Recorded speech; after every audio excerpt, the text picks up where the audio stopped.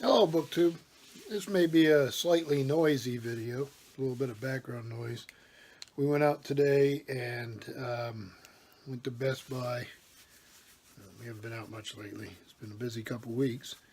And picked up a PS4 and some games, and Mama's down playing Tomb Raider.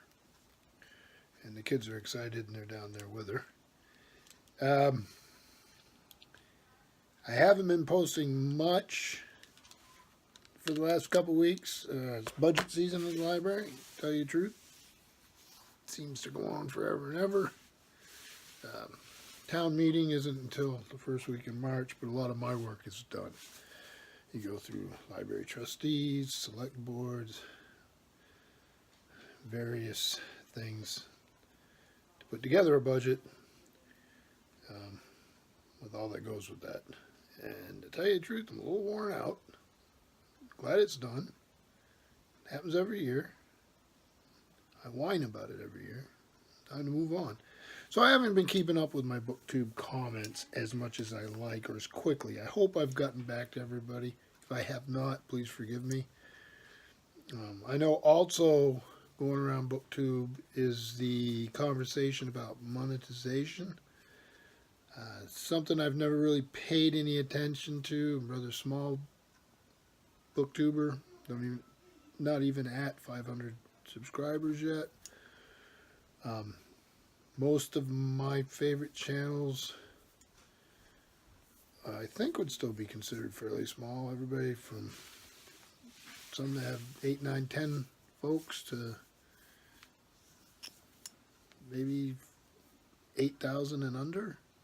I'm not sure. So I've never really thought about it much. I don't use some of the fancy tools that I guess are going away. Haven't really incorporated them.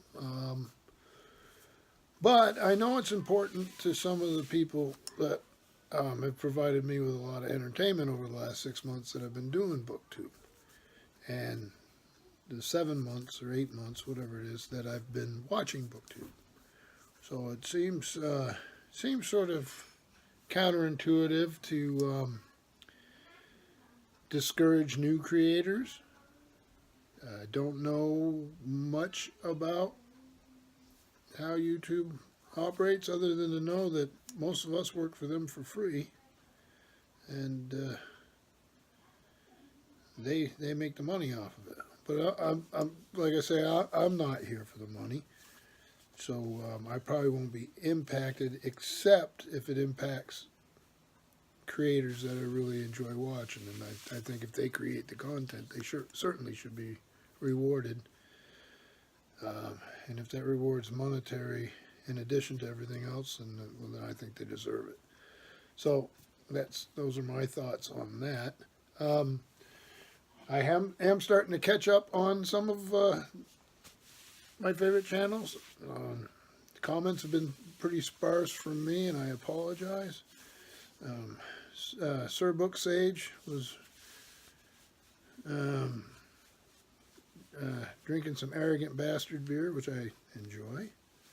And Todd the Librarian usually has the Coors, which I also enjoy. And I have the Budweiser, which today I can assure you I do enjoy. I also came home late the other night to find a package of what in the mailbox, and it was what I like to call a Donoghueish mail haul. Steve Donahue was kindly sent me this volume, and it's New England's General Stores, Exploring an American Classic, Ted Reinstein and Anne Marie Dorning. And it's just absolutely beautiful cover, for one thing. It's Globe Peacock Press, an imprint of Rowman and Littlefield. I have other books of theirs. It's Guilford, Connecticut, and this came out in 2017, so it's a new book. And when I got home that night, I looked at it, sort of was a pick-me-up after a hard day. It was very nice. Glanced through it real quick, and the first thing, and I had to go to bed. I was exhausted. But the first thing I noticed was, hey, I know a lot of these stores. Um, and on the cover, where it says Jericho Center Country Store, I used to live right there. I went to Mount Mansfield High School up there. So I started, today I finally had my first chance to really sit down and go through it.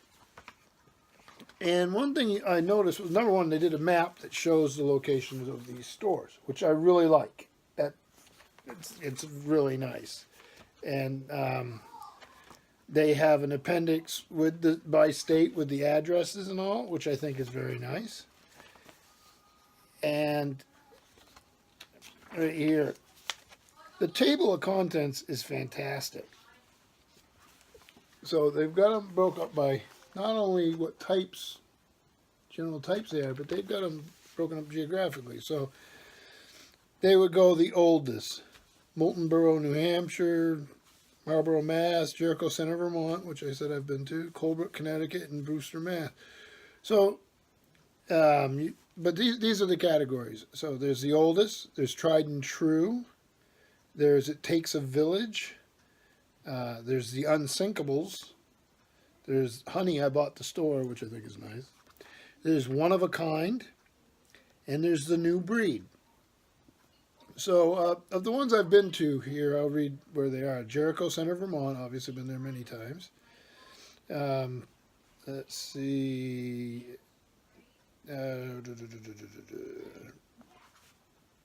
Let's see, the Phoenix, Putney General Store, which is not very far from here. Robbie's Country Store in Hooksett, New Hampshire.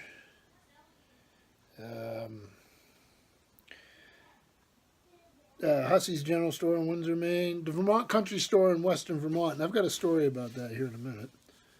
Dan and Witt's up in Norwich, Vermont, which isn't very far from here. Pittsfield Original General Store in Pittsfield, Vermont. And I think I may have been in a couple others, but I'm not going to say them because I'm not positive. So let me give, this is a little John Steinbeck quote from Travels with Charlie. The big towns are getting bigger and the villages smaller. The Hamlet store, whether grocery, general, hardware, clothing, cannot compete with the supermarket and the chain organization. Our treasured and nostalgic picture of the village general store, the Cracker Barrel store, where an informed yeomanry gather to express opinions and formulate the national character, is very rapidly disappearing. And that's true. Some in my neck of the woods have managed to survive. I grew up in stores with stores like that. I never saw a supermarket until I was,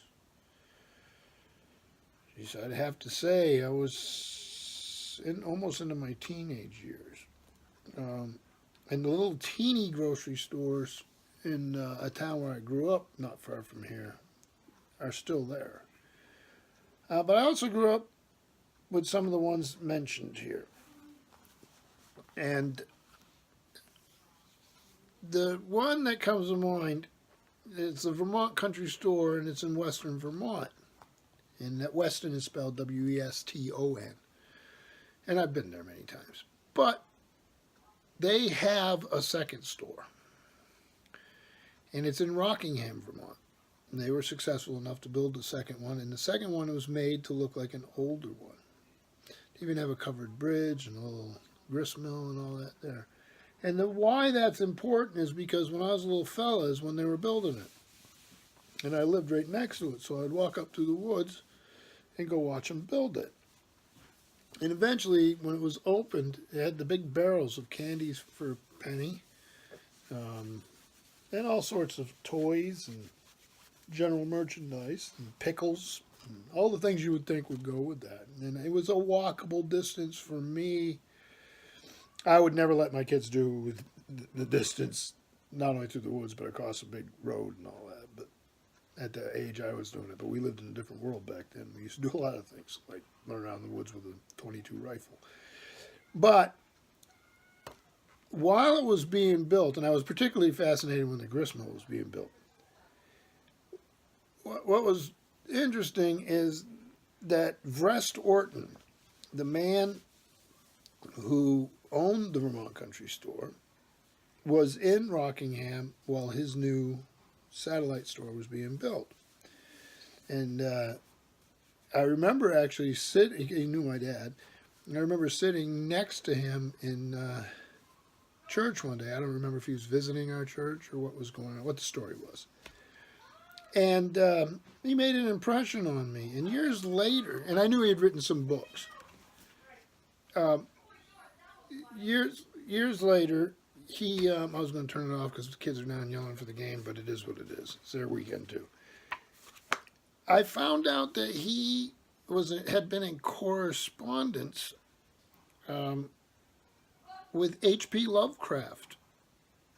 So there was a literary connection there. It was way beyond my years, and I was years and years and years away from ever reading H.P. Lovecraft. So it was interesting, to say the least. But I still love these old country village stores and general stores.